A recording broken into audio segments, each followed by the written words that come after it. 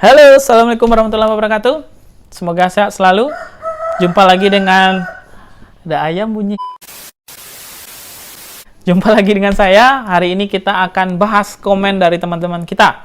Salah satunya ada komen yang ini. Dia membahas tentang bagaimana cara mendapatkan nilai bagus dan mendapatkan soft skill. Berarti nilai bagusnya ini di bangku sekolahan, perkuliahan mungkin kayak gitu ya. Dan di sini dia nggak bahas keadaan pintar ya. Jadi tidak keadaan mahasiswanya tidak orang yang smart banget. Jadi bagaimana cara trik orang yang nggak terlalu pintar Pak, tapi bisa mendapatkan nilai bagus. Orang yang tidak terlalu cemerlang, tidak terlalu mengkilat, tidak terlalu bercahaya di dalam kelas, tapi bisa mendapatkan nilai bagus dan tentunya mendapatkan juga plusnya, yaitu soft skill. Nah, terima kasih. Jadi bagi teman-teman yang lain yang mau komen, silakan di bawah ya. Komennya minta tolong bikin video apa tentang perkuliahannya, mau di mana aja saudara. Silakan teman-teman klik link di bawah, isi komen di bawah. Nanti akan saya coba kembangkan dengan cara cari-cari referensi dan sebagainya. Riset lah. Oke, kita bahas, yaitu pertama ini tentang soft skill dulu nih, saya cari nilai ya. Saya bahas soft skill. Tapi sebelum soft skill, saya bahas dulu tentang hard skill dan soft skill. Jadi apa sih perbedaan hard skill dan soft skill? Jadi teman-teman, ada dua nih yang harus dimiliki oleh seorang mahasiswa contohnya. Yang pertama adalah hard skill, yang kedua adalah soft skill. Hard skill ini didapatkan dari bangku pendidikan formal. Seperti saudara les bahasa Inggris, kemudian dapat ijazahnya, kuliah dapat ijazah, kemudian pergi seminar dapat ijazahnya, sertifikatnya juga. Itu adalah hard skill. Kalau kita pergi tes kompetisi misalnya TOEFL, itu kan ada ijazahnya dapat tuh, sertifikat. Nah, itu adalah hard skill. Oke, jadi tahu ya hard skill itu seperti itu contohnya nih. Sekarang soft skill. Soft skill itu apaan? Nah, soft skill itu adalah sesuatu yang sudah ada dalam diri kita, sudah melekat dengan diri kita, tapi itu bisa dikembangkan dan tidak melalui pendidikan formal. Oke? Nah, ini luar biasa nih. Jadi soft skill ini adalah cara berkomunikasi sebenarnya. Lebih banyak orang bilang soft skill itu cara berkomunikasi. Ya, kalau dulu saya pernah kerja di tempat yang lama, kalau ada disebut dengan IP tinggi dan sebagainya, kan ada kita proses wawancara kerja itu kan ada proses masuk kerja itu kan ada wawancara kerja tuh. Ada tes psikotes dan wawancara kerja. Nah, psikotes itu saudara semua ada ranknya. Jadi 0 sampai 100. Nah, batas lulus itu anggap contoh nih. Batas lulus itu misalnya 6. Berarti 6,1 saudara udah lulus. Ya, teman-teman udah lulus tuh 6,1. Ngapain harus sampai 100 kalau 6,1 aja lulus? Tapi kalau kita wawancara, itu nggak ada nilainya.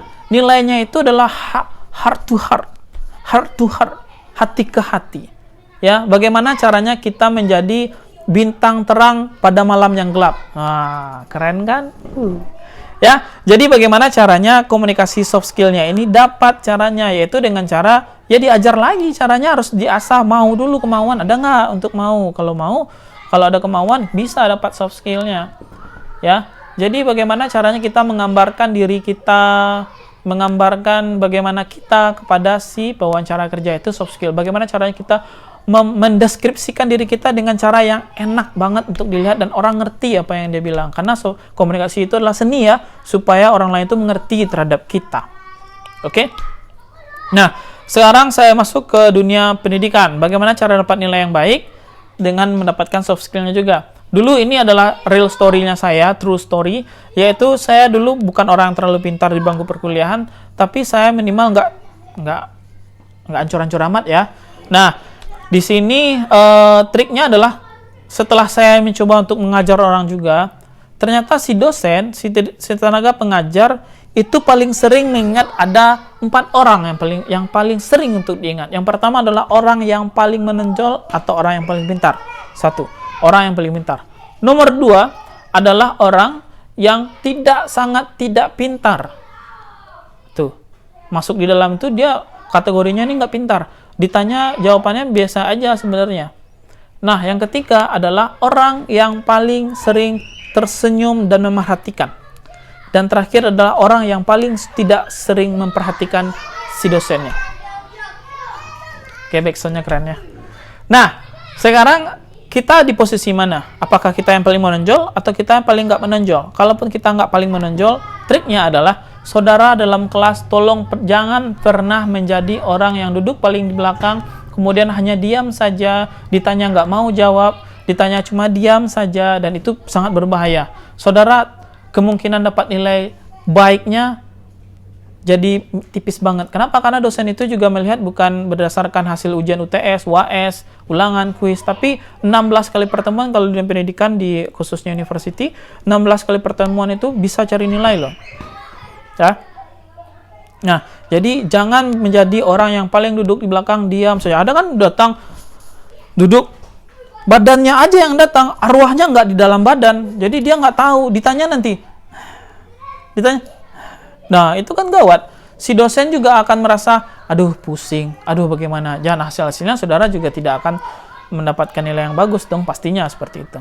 Tapi ada juga nih, orang yang tidak terlalu pintar, tapi dia duduknya di bagian tengah atau bagian depan, dan selalu tersenyum kepada si dosennya. Bapak, iya. Si dosen ini kan orang nih, orang yang bisa menilai orang lain juga. Nah, kemudian kalau ada orang yang sudah berusaha baik, sopan santun, kemudian sudah berusaha untuk mengerti apa yang kita ajarkan, nggak mungkin dong dosen tidak memberikan nilai sedikit pun agak berlebih dengan temannya yang duduk di belakang tadi. Ya, oke. Dan nomor 3, yaitu orang yang jangan menjadi orang yang nomor 2 sama nomor 3, ya orang yang duduk belakang sama orang yang hanya diam, tidak mau memperhatikan dosen, itu jangan dicoba. Itu pasti saudara jalan tol untuk dapatkan nilai yang tidak bagus, ya. Karena dosen itu ngajar bukan satu kelas loh. Dosen itu ngajar banyak kelas, banyak mahasiswa yang dihadapi dengan problematika yang berbeda-beda. Jadi banyak gaya-gaya mahasiswa itu, jadilah saudara seseorang mahasiswa yang diingat sebanyak ini mahasiswa, dia bisa ingat saudara. Sama dengan wawancara tadi, sekian galamnya hari, malam kan gelap tuh, dan saudara menjadi bintang kejoranya di situ. Gimana caranya? Ya, kita tidak bahas kepintaran di sini. Kalau kepintaran itu relatif, ya. Kepintaran itu tergantung dari sudut mana kita mau lihat. Akademik bisa, cara berbicara bisa. Nah, trik yang lainnya adalah selesai saudara kuliah, jangan langsung pulang. Usahakan bisa bertegur sapa dengan itu dosen. Ya, pulang silakan. Orang sudah kabur semuanya atau orang sudah selesai dosen memberikan materi, dia mau keluar, silakan sambil jalan keluar tanya, Pak, besok materinya apa? Saya tertarik dengan materi Bapak, tapi saya kurang mengerti dengan ini Pak. Mohon maaf nanti kalau begini. Nah, itu adalah trik yang paling ampuh sebenarnya, ya. Yaitu setelah dosennya keluar, saudara cari dosennya, sambil jalan iseng-iseng, sambil jalan dekatkan diri dengan dosennya. Itu harus pakai soft skill juga. Ya, jadi usahakan teman-teman bisa mempunyai waktu berbicara lebih banyak kepada dosen tersebut. Ya, dosen itu bukan orang sudah semuanya pintar, enggak. Dosen cuma pintar dalam satu hal. Tidak mungkin dosen profesor di bidang olahraga juga pintar di bagian biologi, nggak mungkin. Juga pintar di bagian kimia, nggak mungkin. Ya, dia ada kepakarannya masing-masing. Jadi kalau sudah bicara lepas dari formal, jadikanlah dosen itu menjadi teman, tapi ingat sopan santunnya harus ada. Jadikanlah dosen itu menjadi teman, maka saudara akan mendapatkan teman yang berharga, yaitu juga bisa menyelamatkan diri saudara dari permasalahan nilai. Itu tips dari saya, ya. Jadikan dosen itu teman, sering-sering berbicara dengan dosen, dan jangan menjadi orang yang hanya duduk aja dalam kelas. Itu sangat berbahaya untuk nilai saudara. Semoga bermanfaat. Kalau ada teman-teman yang lain mau ingin tahu nih bagaimana caranya untuk ini dan sebagainya dalam perkuliahan, silakan komen di bawah, nanti saya bikinkan video. Silakan subscribe biar kita saling terhubung. Jadi kalau ada video baru yang mungkin itu berguna bagi saudara, silakan dinonton atau di share ke teman-temannya. Oke? Tetap sehat selalu. Saya Agi. Assalamualaikum warahmatullahi wabarakatuh.